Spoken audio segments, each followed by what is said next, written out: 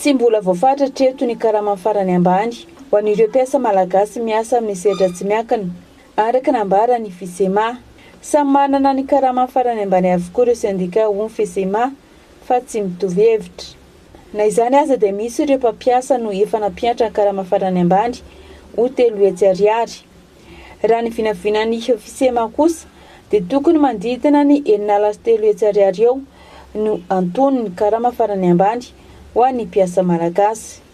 Voalohany volana May tsika izao 9 e raha tsika mahita any amin'ny anao manjery fa ao no mivoy hoe 360 000 ariary ny karama izay tapaka. Ao no mivoy hoe 300 000 ariary ny karama. Etona dia ambaranay fa mbola tsy misy tapaka fa tao anatin'ny dinika sosialy ny rahan'ny syndika izay mahasolo tena mpiasa manerana Madagasikara. Inona moa ny atao hoe syndika mahasolo tena mpiasa manerana Madagasikara?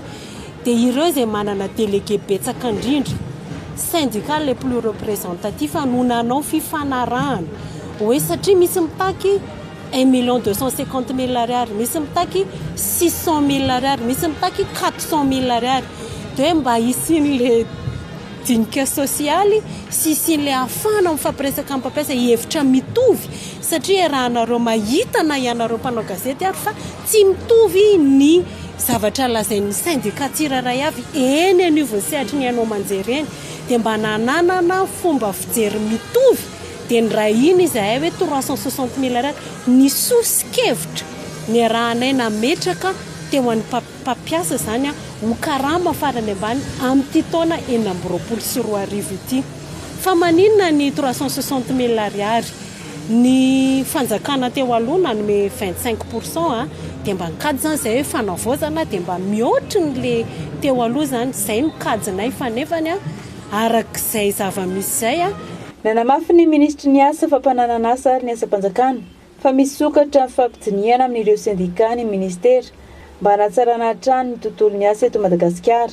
Eo koa ny hanajana ny zon'ny mpiasa malagasy nandritra ny lateny izay nataony androany tetsy amin'ny Lepavé Antaninarenina. Ny fahatongavan'ny ministera ny asa ny fampananana asa sy ny asa-panjakana androany amin'ny alalan'ny tena ministra dia antoka lehibe ho an'ny fitondram-panjakana amin'ny firosahana an-tsehatra amin'izay hoe fampanjariana ny fanajana ny tontolo ny asa sy ny zon'mpiasa eto Madagasikara. Ny ministera izay tantanako dia misokatra ny varavarana amin'izay hoe fampiresahana sy fampidiniana hoentina hanatsarana ny tontolon'ny asa eto Madagasikara sy ho fanajana ny zon'mpiasa, ny asan'ny mpiasa malagasy.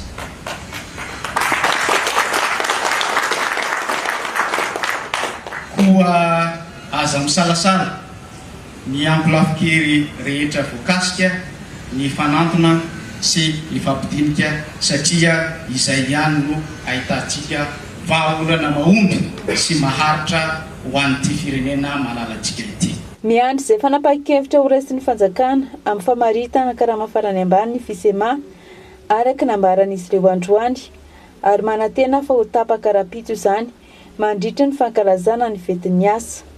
Nisy ny fitsidiana rapomba fanajana ny ministra ny fanabeazam-pirenena Ramatoa Sendra Nirina Rajonarosoa izay nataony délégation notariny Front National ny JSC na Jeune Chambre Internationale Madagasikara. Ramatoa Mina Rakotobe ny malala arobi fa 20 volana aprily. Ny vitra nandritra izao fiona teo amin'ny rotota izao ny fifampizarana sy fanakalozan-kevitra momba ireo hetsika izay tanterahany JSC Madagasikara ho fanohanana ny sehatra ny fanabeazana ary koa namafisana ny fiaramiasa izay efa misy mba hampitomboana hatrany ireo tetikasa mahakasika ny fanabeazana eto Madagasikara. Minara Koutbe, présidente nationale AGC Madagascar, miaraka amin'ny Madame le ministre de l'Éducation nationale. Falifaly izahay eto ny AGC Madagascar fa tafahoana indray tonga ny teny fankasitrahana sy firariantso ihany koa izahay raha dia efa ela no niara-miasa tamin'ny ministère de l'Éducation nationale ary mbola vonona mitondra sy hanamafy an'izany fiara-miasa izany entina manampy sy mampianatra ary mampivoatra ireo zandrikelintsika ao anatin'izany hoe éducation nationale izany. Maria namofa mizara amin'ny faritra folo eto Madagasikara. Ireo mpikambana kaisa taona dia mizatra ny dedikasa ataon'ny fikambanana any amin'ireo faritra tsirairay ireo. Ao anatin'izany dia mampolo ireo dedikasa mifantoka amin'ny sehatra ny fanabeazana. Anisan'izany ny hetsika fanohanana ny fanabeazana fototra, eo koa ny asa fanatsarana sy fanavaozana ny hevitra ny fianarana, ary ny fandarana asa fanofanana sy fanamafisana ny fahaiza-manao an'ireo mpampianatra. Ny JSC Madagasikara dia manamafy hatrany ny vina izay ananany amin'ny fitondrana fiovana tsara sy maharitra eo amin'ny fiarahamonina, indrindra amin'ny alalan'ny fanatsarana ny kalitaon'ny fanabeazana sy fampandrosoana ny fahaiza-mitarika ho an'ny tanora. Dia misaotra anareo JSC ihany koa amin'ny tanana amin'ny ministère de l'Éducation nationale ary teo foana hatramin'izay ary amin'ny ho avy rehetra amin'ny fikarakarana fanampiana ny ministère eny anivony ireny sekoly manerana Madagasikara.